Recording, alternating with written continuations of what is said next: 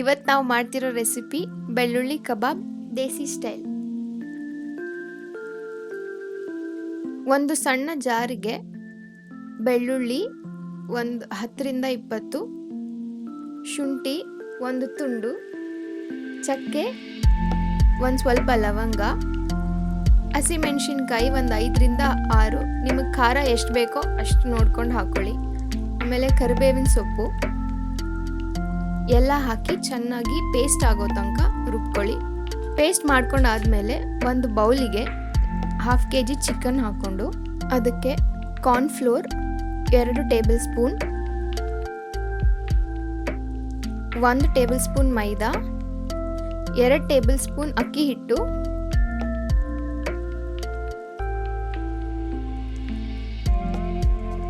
1 table spoon ಕಡಲೆ ಹಿಟ್ಟು,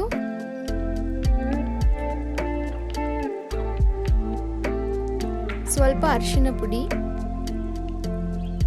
ರುಚಿಗೆ ತಕ್ಕಷ್ಟು ಉಪ್ಪು,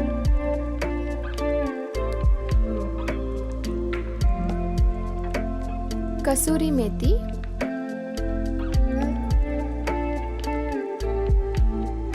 ಸ್ವಲ್ಪ ಎಣ್ಣೆ 1 ಟೇಬಲ್ ಸ್ಪೂನ್ ಇಲ್ಲಿ ಹಾಕೊಂಡಿದ್ದೀವಿ. ಒಂದು ಮೊಟ್ಟೆನ ಚೆನ್ನಾಗಿ ಬೀಟ್ ಮಾಡಿಕೊಂಡು ಹಾಕೊಳ್ಳಿ. 1ರಿಂದ 2 ಟೇಬಲ್ ಸ್ಪೂನ್ ಮೊಸರು, ಆಮೇಲೆ ನಾವು ಮುಂಚೆ ಪೇಸ್ಟ್ ಮಾಡ್ಕೊಂಡಿದ್ದನ್ನ ಹಾಕೊಳ್ಳಿ.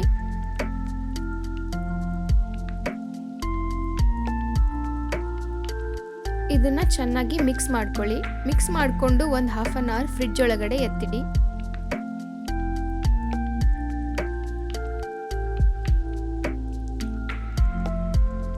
ಆಮೇಲೆ ಒಂದು ಬಾಣಲಿಗೆ ಎಣ್ಣೆ ಹಾಕ್ಕೊಂಡು ಮ್ಯಾರಿನೇಟ್ ಮಾಡಿರೋ ಚಿಕನ್ನ ಫ್ರೈ ಮಾಡಿ. ಇದನ್ನು 2 ಸಲ ಫ್ರೈ ಮಾಡಬೇಕು. ಫಸ್ಟ್ ಟೈಮ್ ಫ್ರೈ ಮಾಡುವಾಗ ಒಂದು 3 to 4 minutes ಫ್ರೈ ಮಾಡಿ.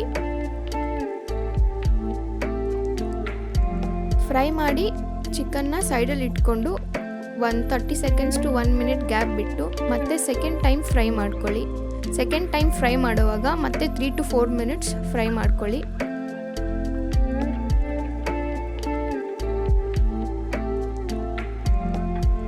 ಇದನ್ನು 2 ಸಲ ಏನಕ್ಕೆ ಫ್ರೈ ಮಾಡ್ತೀವಿ ಅಂದರೆ ಕಬಾಬ್ ಸ್ವಲ್ಪ ಕ್ರಿಸ್ಪಿಯಾಗಿ ಬರಲಿ ಅಂತ.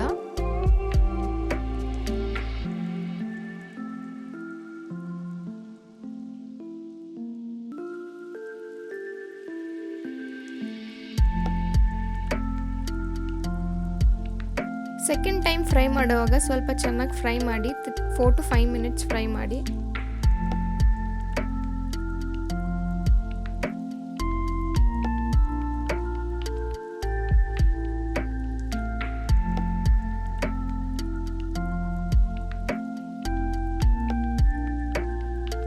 ಚೆನ್ನಾಗಿ ಫ್ರೈ ಆದಮೇಲೆ ಚಿಕನ್ನ ತಗೊಂಡು ಒಂದು ಪ್ಲೇಟಲ್ಲಿ ಹಾಕ್ಕೊಳ್ಳಿ.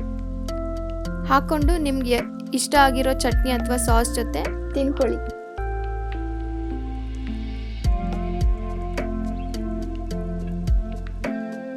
ಬೆಳ್ಳುಳ್ಳಿ ಕಬಾಬ್ ಈಗ ಸವಿಯಲು ಸಿದ್ಧ.